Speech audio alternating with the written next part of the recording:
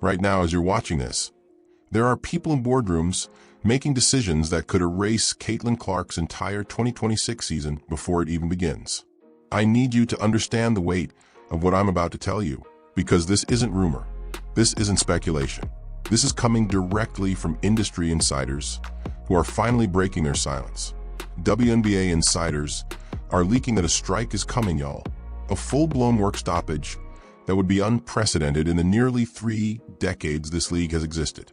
We're talking about agents, league sources, and people embedded deep within the negotiation rooms going on record with ESPN's Alexa Filippo. And what they're saying should have every single fan on high alert right now. There has never been a strike in WNBA history. Never. Through every contract dispute, every salary complaint, every tension-filled negotiation, players and owners always found a way to get it done. But something is different this time. Something has shifted so dramatically behind closed doors that the Players Union just authorized its executive committee to call a strike whenever they see fit. Let that sink in for a moment. The people who are supposed to protect the players just loaded a weapon and said they're ready to pull the trigger. But here's where it gets even crazier. The WNBA came out swinging. They didn't release some polite corporate statement. No, they looked directly at the WNBPA and called them liars, not exaggerators, not misinformed. Liars. They said the union is deliberately deceiving fans, media, and the public about the true state of these negotiations. According to the league, they've been negotiating in good faith, putting fair offers on the table, making real compromises. So now we have two sides telling completely opposite stories. One of them is lying to your face. And the insiders who spoke to ESPN, they're starting to reveal which side might be playing games with your loyalty. The question every fan needs to be asking right now is simple but terrifying. Will we even have a 2026 season? Will Caitlin Clark even step on that court? Or is everything we watched last year, every record broken, every arena sold out, about to vanish because of what's happening in rooms we'll never see? And what these insiders revealed next exposes something way darker than salary disputes. But before we get into what they actually said, you need to understand just how much is at stake here. And I'm not just talking about money. Let me take you back to 2025 for a moment. Last season wasn't just another year of women's basketball. It was a revolution. Caitlin Clark stepped onto the professional stage and did exactly what everyone hoped she would do. She dominated. She broke records. She filled arenas with people who had never watched a WNBA game in their entire lives. Television ratings exploded to numbers the league had never seen before. Merchandise flew off shelves. Social media couldn't stop talking about her handles, her vision, her audacity. For the first time in history, the WNBA wasn't begging for attention. It was commanding it. The mainstream sports world finally had to acknowledge what we always knew. Women's basketball belongs at the table, not as an afterthought, not as a charity case, as legitimate must-watch entertainment. And now all of that momentum could vanish overnight because of what's happening behind closed doors.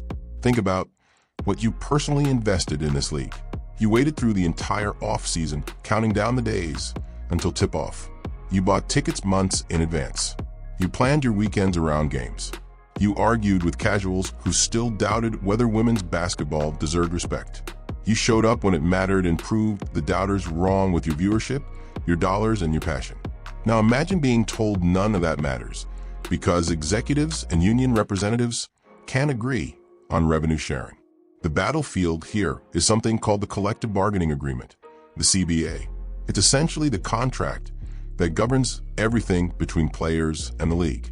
Salaries, benefits, housing, travel, revenue splits. When that agreement expires, both sides have to negotiate a new one.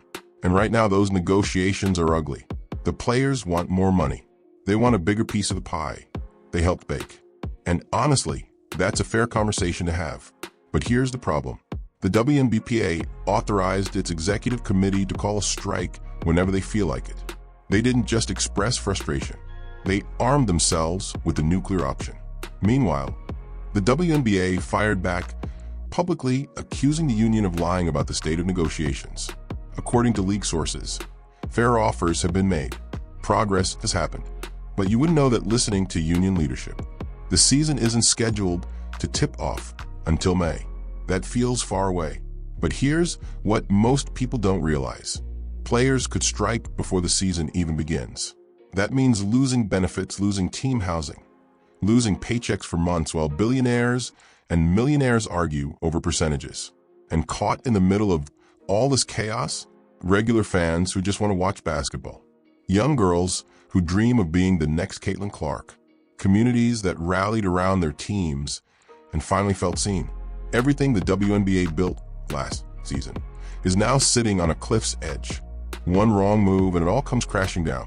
The ratings, the relevance, the respect, all of it vulnerable because of decisions being made by people who may not have your best interests at heart. So who's telling the truth here? The league claiming good faith negotiations? Or the union screaming that ownership refuses to budge? Well, that's where these insider leaks get really interesting and honestly really ugly. To understand why this potential strike matters so deeply, you need to remember what happened last season. You need to remember what we all witnessed together. Because 2025 wasn't just another year for the WNBA. It was the year everything changed. Caitlin Clark arrived and immediately delivered on every single promise. The rookie sensation didn't just play well. She transformed the entire landscape of women's professional basketball. Arenas that once struggled to fill seats were suddenly sold out weeks in advance. Television networks scrambled to adjust their programming because ratings were shattering every previous record. Casual sports fans who had never watched a single WNBA game found themselves glued to their screens, watching this young woman cook defenders and dish assists that made highlight reels look amateur. For the first time in league history, the WNBA wasn't asking for respect. It was demanding it. And the sports world had no choice but to comply. Merchandise sales exploded. Social media engagement reached levels nobody predicted. Young girls across America suddenly had a new hero to look up to. Someone who proved that women's basketball could be just as exciting, just as competitive, just as worthy of prime time as anything the men were doing.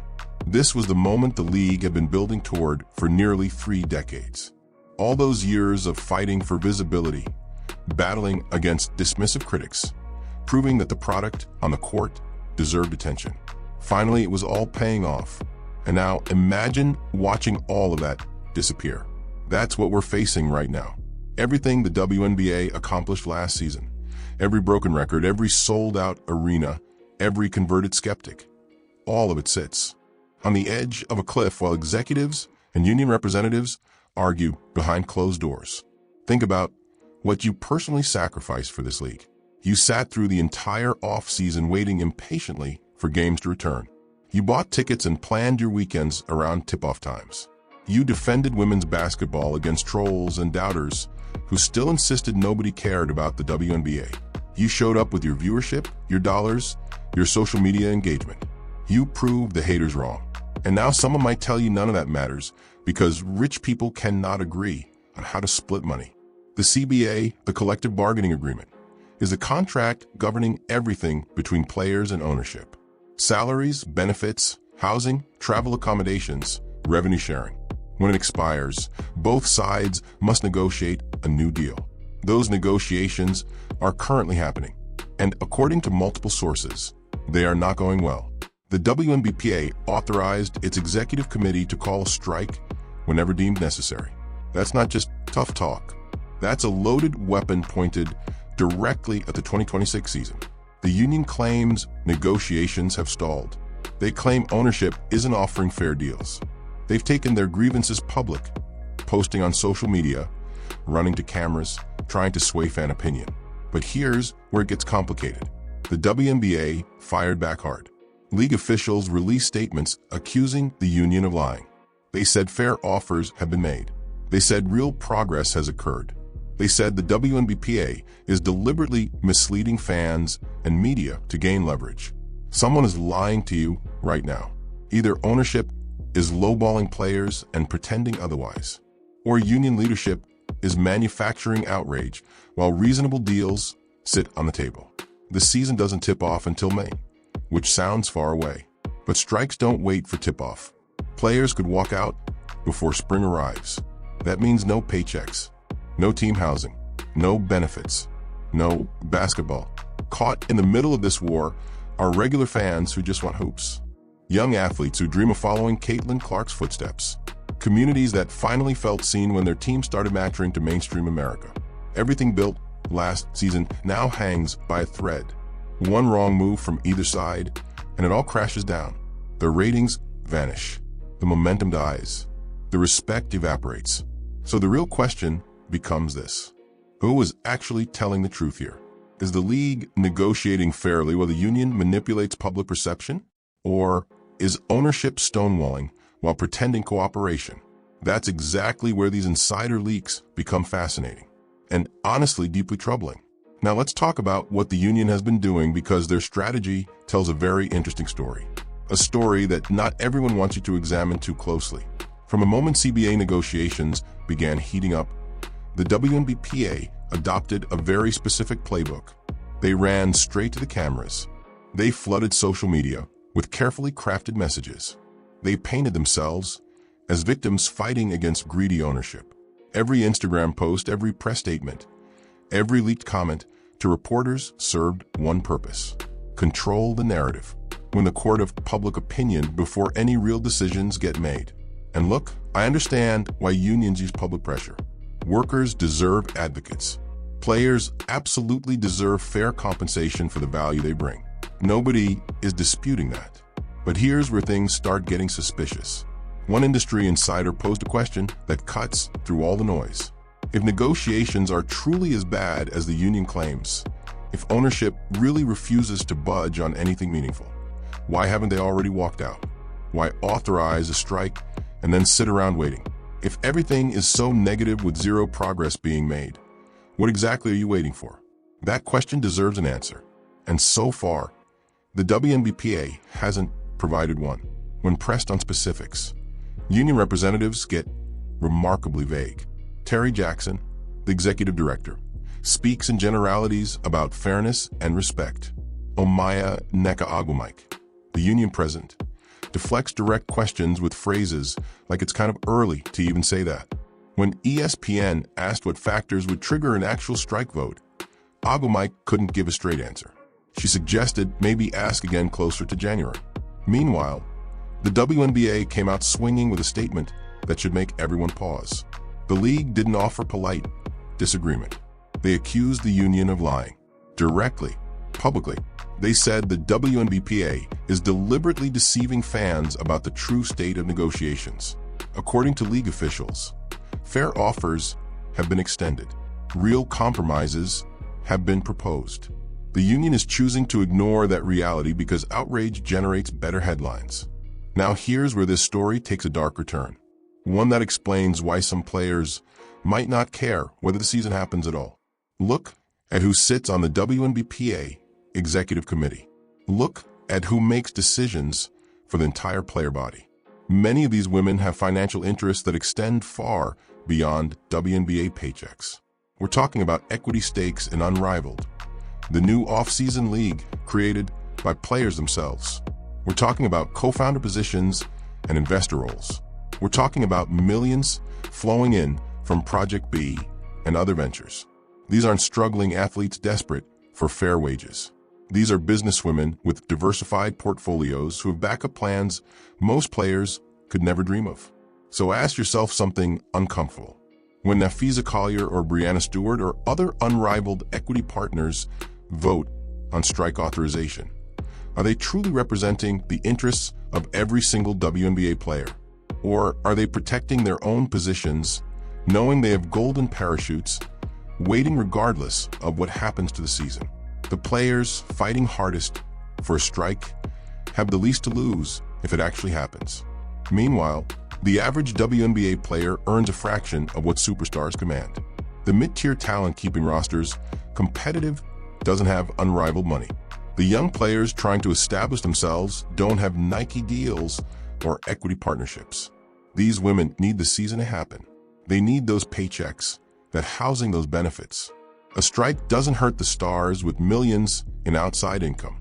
A strike devastates everyone else. The role players, the developmental talents, the women who grind through every practice, hoping for their breakthrough moment. Yet somehow, the loudest voices pushing toward work stoppage are the voices with the most to gain from chaos.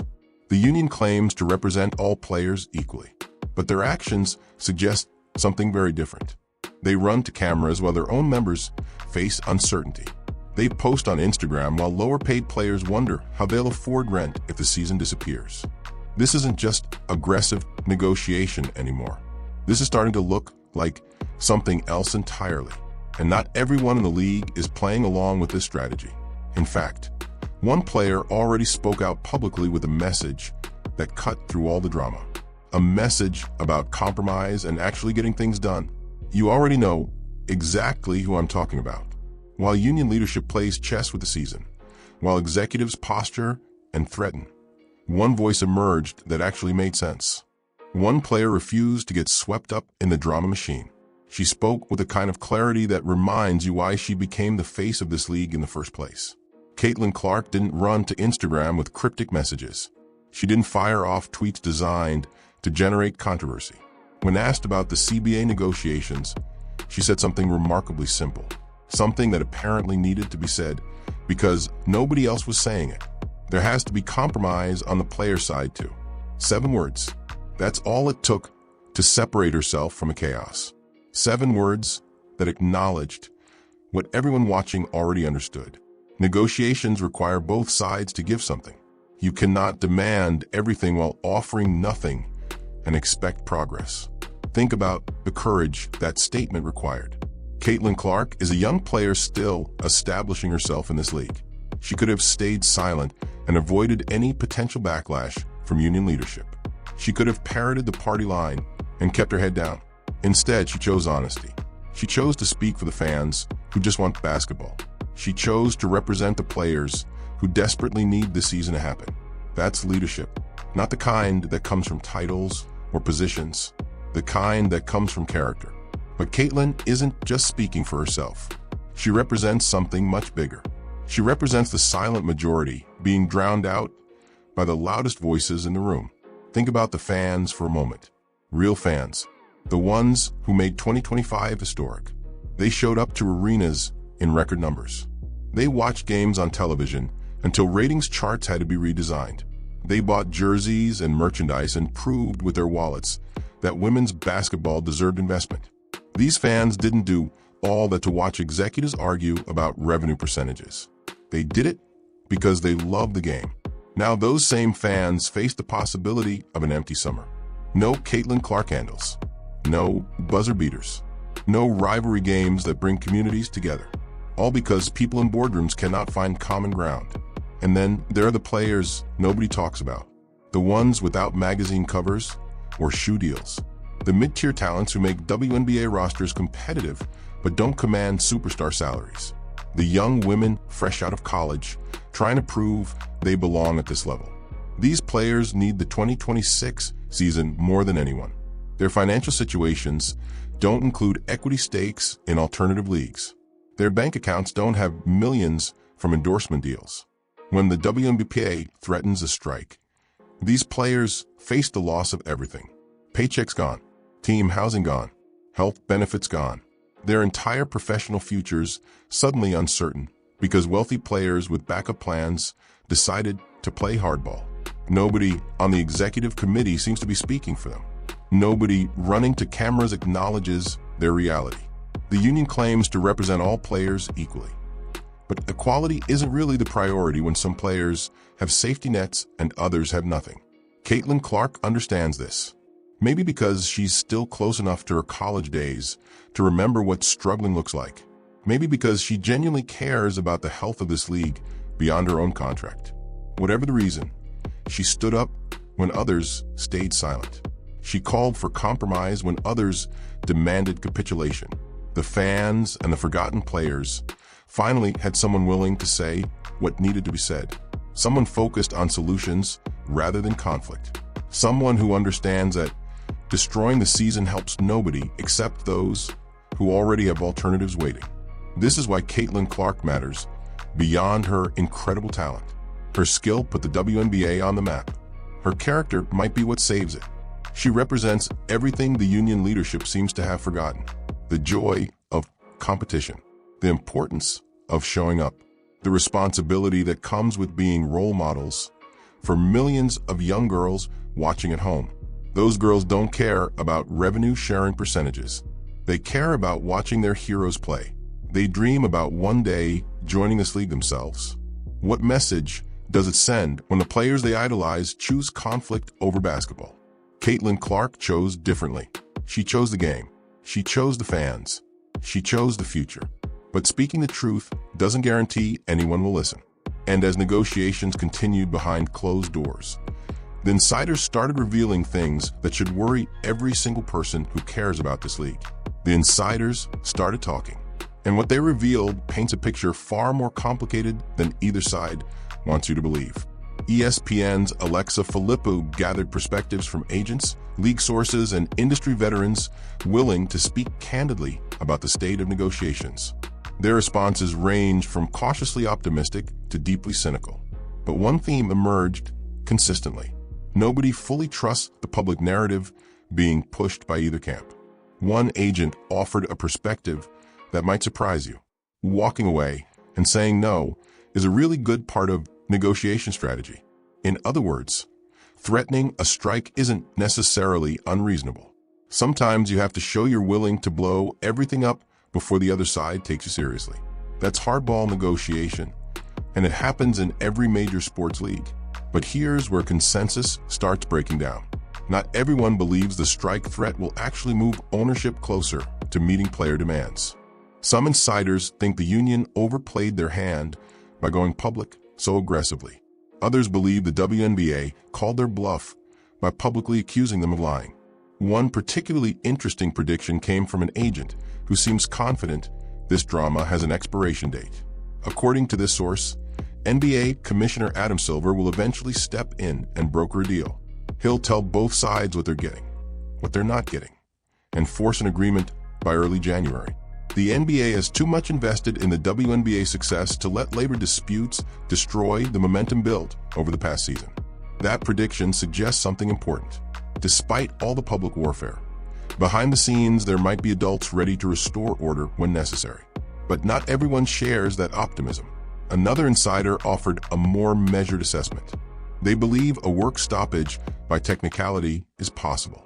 That carefully worded statement acknowledges the real risk without predicting disaster. Something could happen that forces a pause, even if it doesn't result in canceled games. What would that look like exactly? Players could refuse to report for preseason activities. Training camps could be delayed.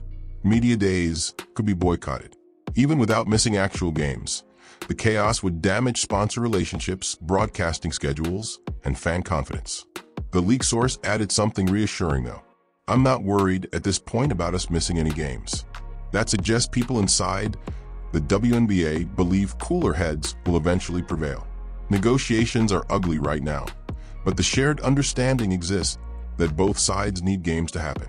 Yet when pushed for specifics about strike procedures, the union went strangely quiet. The WNBPA declined to explain how their executive committee would actually vote on a strike. They wouldn't detail the threshold required or the timeline for such a decision. That vagueness might be strategic, or it might indicate they haven't fully thought through the consequences of their threats. Agumike herself seemed uncertain when pressed.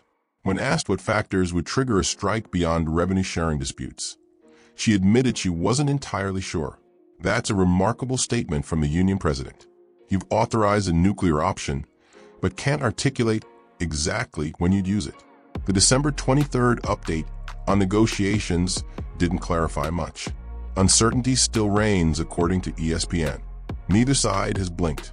Neither side has offered the concession that breaks the stalemate. Y'all, I'm tired. I'm genuinely exhausted watching this unfold. All I want is a season. All any of us want is to see Caitlin Clark put on her chef hat and start cooking. We just want basketball. Is that really too much to ask? Apparently it might be, because these insiders revealed one more detail that changes how you should view this entire situation. The reason some players seem perfectly comfortable gambling with the season? It has nothing to do with principles or fair compensation. It has everything to do with money they're already making somewhere else. Let me ask you something that might change how you see this entire situation. If you had millions of dollars guaranteed somewhere else, would you really care whether the WNBA season happened or not? Take a moment with that question. Really sit with it, because the answer explains everything we've been watching unfold. The players leading the charge toward a potential strike aren't desperate athletes fighting for survival wages. They're not struggling to pay rent or worried about losing healthcare. The loudest voices demanding the most aggressive tactics are the same players who have already built financial empires completely independent of their WNBA salaries. We need to talk about Unrivaled. For those who don't know, Unrivaled is a new 3-on-3 off-season league created by WNBA players themselves.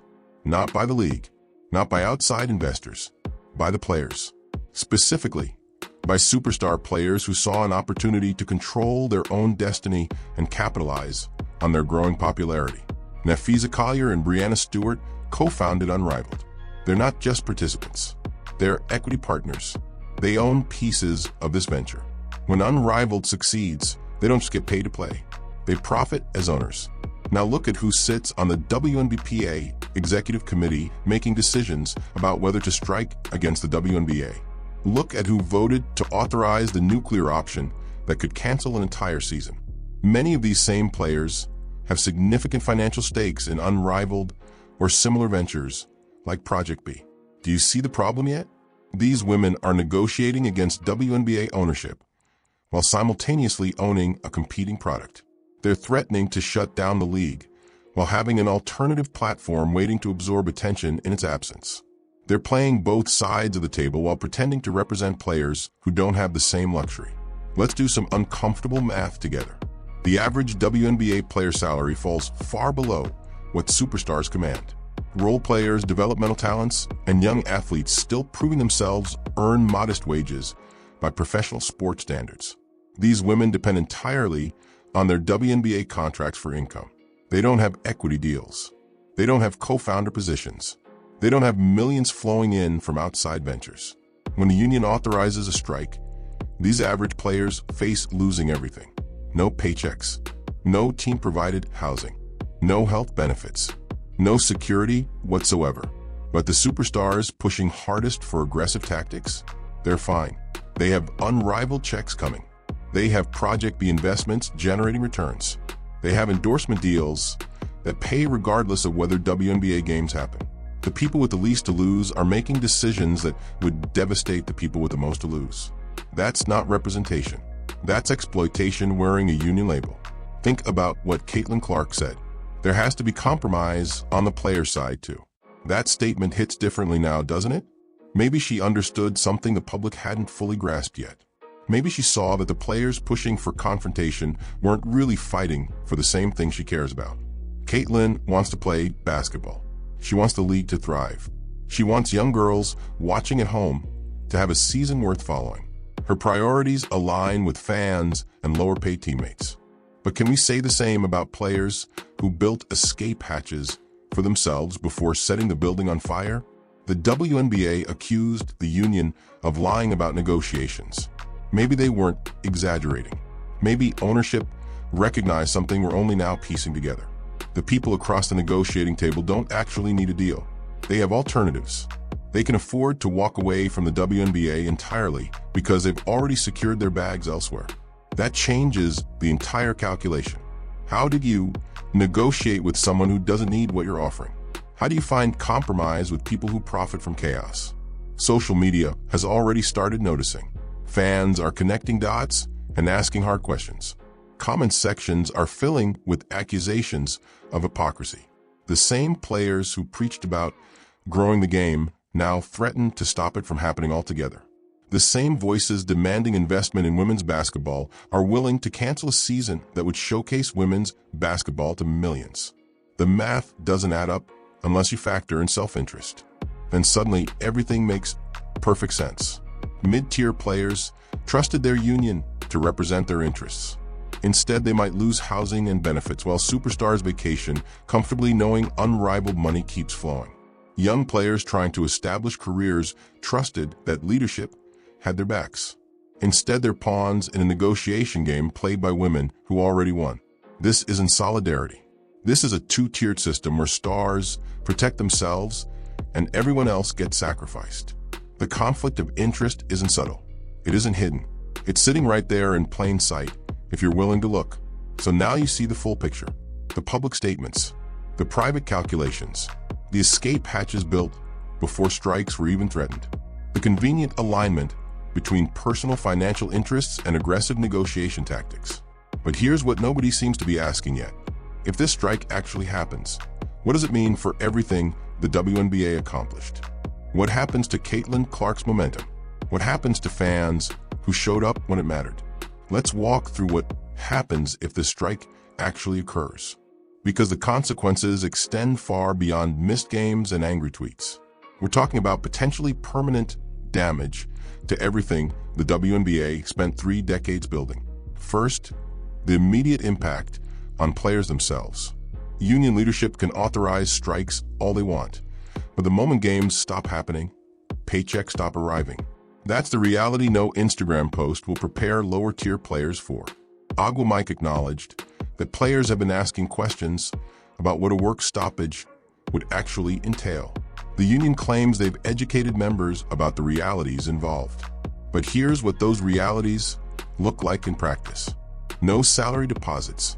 No team-provided housing for players who depend on those accommodations. No health benefits covering medical expenses. No security of any kind for women who structured their entire lives around the professional basketball calendar. For superstars with unrivaled money and endorsement deals, these losses sting but remain survivable. For everyone else, a prolonged strike creates genuine financial crisis. Bills don't pause because labor disputes happen. Rent doesn't negotiate. Life continues demanding payment while income vanishes. And that's just the player side. Consider what sponsors will do when uncertainty becomes the headline. Companies invest millions in the WNBA expecting reliable programming and growing audiences. They sign deals after watching 2025 shatter every previous record. They bet on momentum continuing upward. A strike tells sponsors that momentum was fragile all along. It signals that investing in women's basketball carries risks beyond typical sports business calculations. Marketing executives start questioning whether future commitments make sense when the product might disappear at any moment due to internal conflict. Some sponsors will wait out the storm. Others will quietly redirect budgets elsewhere.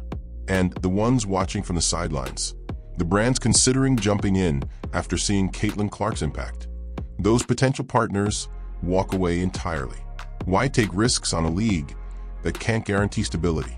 Television networks face similar calculations. ESPN committed significant resources to WNBA coverage. Ratings justified that investment.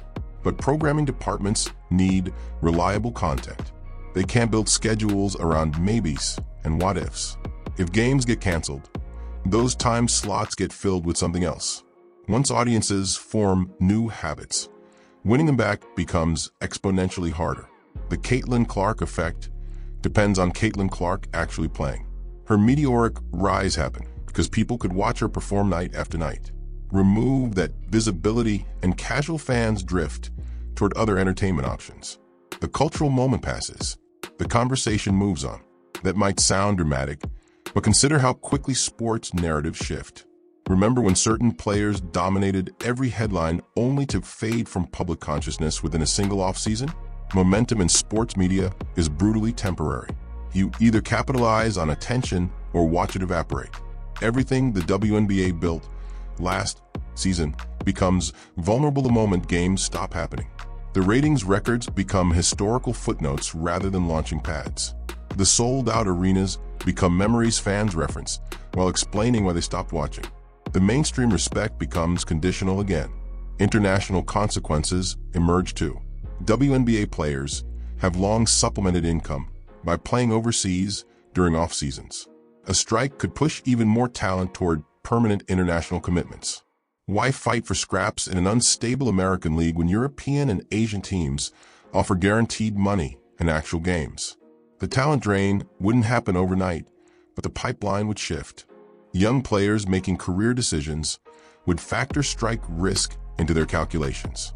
The WNBA's ability to attract and retain top talent would suffer long-term damage that outlasts any single labor dispute. Fans have already started expressing frustration across every platform. Comment sections overflow with exhaustion and anger. People who defended women's basketball against every critic now find themselves questioning whether the people running things actually deserve that defense. The emotional investment fans may feel betrayed by leadership more interested in conflict than resolution. This is the part that should terrify everyone involved. Fan loyalty, once broken, rarely returns at the same intensity. Sports entertainment offers endless alternatives. Audiences don't need the WNBA specifically. They choose it because they love it. That love requires nurturing, not neglecting. Right now, as negotiations stall and strike threats loom, millions of fans are watching how the league treats their investment. They're forming opinions about whether this product deserves their continued attention and dollars. Media analysts have already started choosing sides. Some defend player empowerment regardless of tactics. Others question whether union leadership truly represents membership interests. Hot takes fly across studio desks and social media feeds. Everyone has an opinion about what should happen next. But through all this chaos, one truth remains constant. The only way forward involves actually playing basketball. And that's the thing I keep coming back to. Despite all this mess, there's still a reason to believe things might work out. At the end of the day, this isn't really about contracts or revenue percentages. It's about what we collectively choose to value. It's about whether the people entrusted with protecting this league actually deserve that responsibility. The WNBA stands at a crossroads right now. One path leads toward continued growth, expanded audiences, and the validation that women's professional basketball belongs among America's premier sports leagues. The other path leads backward, toward the skepticism and dismissal that plagued this league for decades before Caitlin Clark arrived and changed everything. Which path gets chosen depends entirely on the decisions made in the coming weeks. Caitlin Clark already showed us what real leadership looks like. When everyone else chased headlines and manufactured outrage, she spoke about compromise. She acknowledged that negotiations require both sides to give something. She prioritized the actual game over personal agendas or political positioning. That's not weakness. That's wisdom. The kind of wisdom that builds lasting success rather than temporary headlines. The WNBPA needs to hear something clearly. Representing players means representing all players, not just the superstars with equity deals and backup plans, not just the loudest voices with the biggest platforms. Every single woman on a WNBA roster deserves leadership that genuinely protects her interests. Right now, lower-tier players face potentially devastating consequences from decisions they had no real voice in making. Young athletes trying to establish careers watch helplessly as veterans with nothing to lose gamble with the entire season. That's not solidarity. That's abandonment dressed up in union language. The WNBA itself needs to negotiate fairly and transparently.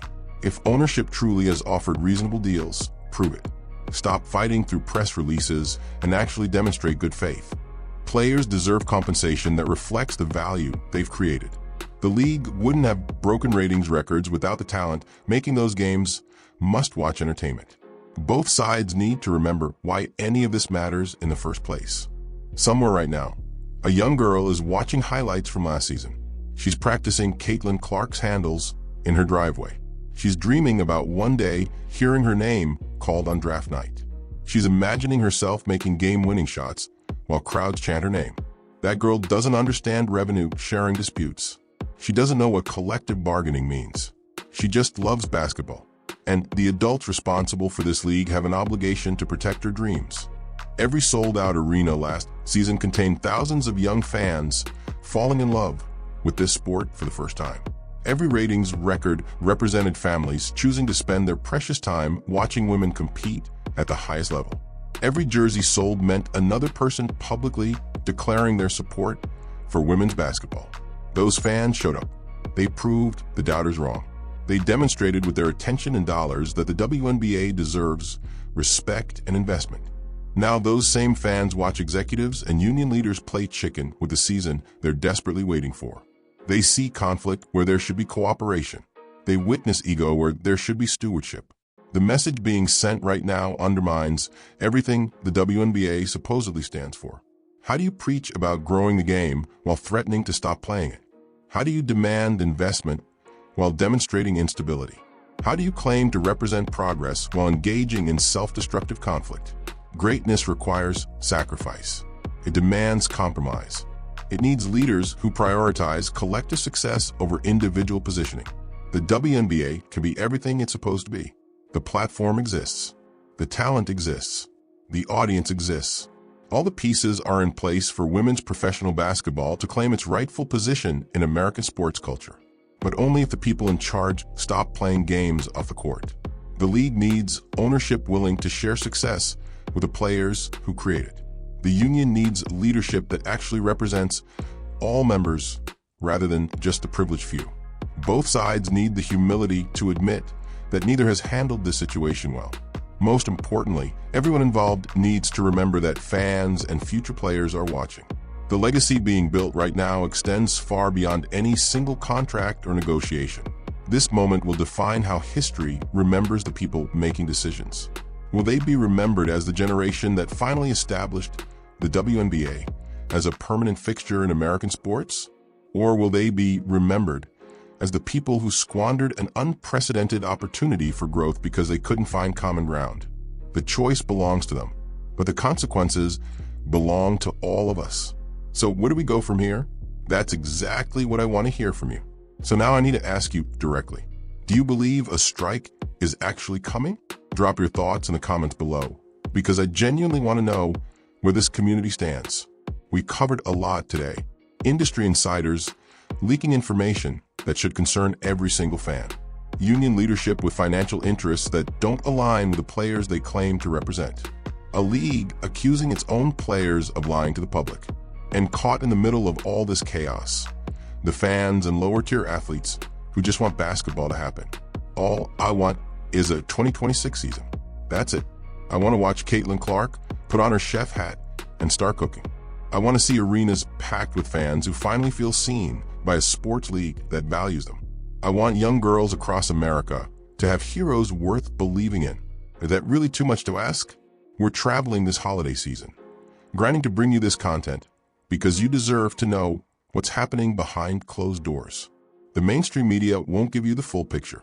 They'll sanitize the story and protect the powerful. But here at Keep the Vision, we tell the truth even when it's uncomfortable. This situation is developing fast. Whatever happens next with these CBA negotiations, you're going to hear about it here first. We'll break down every new development, every insider leak, every statement from both sides. Because this community deserves answers, not corporate spin. Make sure you like this video if you found it valuable. Comment with your predictions about whether this strike actually happens. Subscribe if you haven't already because we're building something special here. Hit that bell notification so you never miss an update. And share this video with anyone who cares about the future of women's basketball. We're more than just a channel. We're a movement, and movements require people willing to spread the message. This is Keep the Vision. We stay locked in so you stay informed. Whatever happens next, we'll face it together.